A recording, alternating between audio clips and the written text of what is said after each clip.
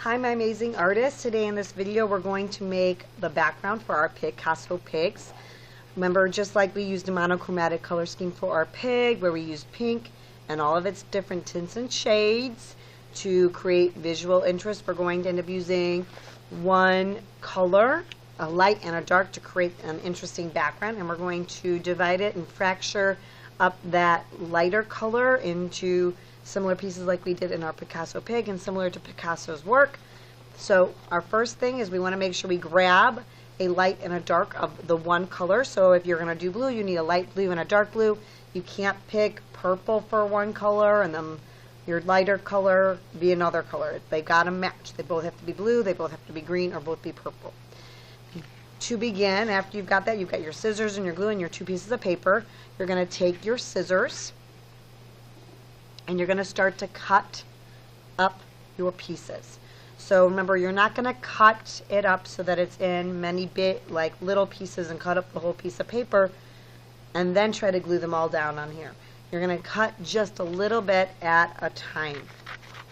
So like here, I'm going to cut up some of my paper here.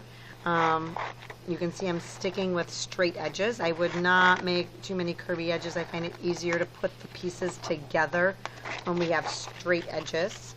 And you're going to cut up a few pieces of different sizes, some small, some medium, some large. And then you can start to glue them and assemble them in the way you want. So for here you can see I'm just placing ideas, seeing how I want them to fit together. Playing around with that arrangement. So once you've got like those set down, and you can have some bigger spaces to start, we'll eventually fill those in, but you want them just to be laid down here as figuring out where they want to go. Don't just glue it right away because it may not go where you want it.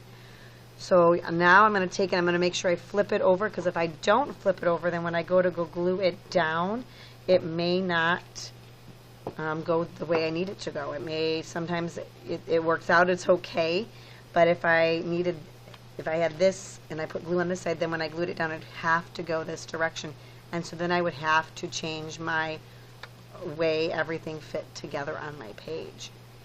So refit that stuff together. I might change it around. Yeah, I'm gonna go with that way. So now I'm gonna flip that one over. As you can see, as I'm gluing the other pieces, I'm leaving a little bit of that darker color, giving like a border around, giving some space. They are not to touch. You don't want them touching. You want to leave that little bit of that darker color in between, similar to a stained glass window. Also, you want to make sure you're gluing down everything so it's nice and flat and flush with the paper. So like here, you can see like I'm taking that and I'm gluing down my paper, making sure that they're nice and flat, that none of it's sticking up, so it's really stuck down. Then once you've got those few pieces cut and glued, then you can start and go back to that lighter piece of paper and start cutting out some pieces. Again, just cut out a few at a time, and then kind of go back and see how you want to put them on your paper. Now, like if I want to put this here, as I can see this is touching, so that would be a little wide, but I could always go back and make that a little skinnier so that maybe it fits that space a little bit better.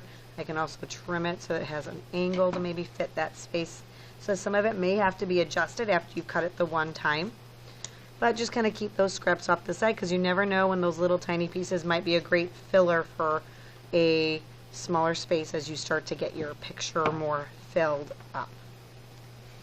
So you can see here, now I'm just going to figure out how and which way I should put my other shapes.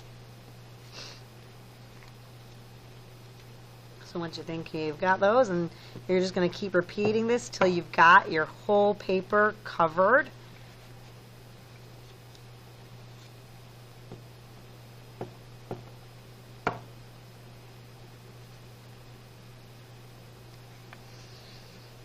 Okay, so like here again, like I keep on going and I repeat the process, and then before you know it's all filled up similar to this one.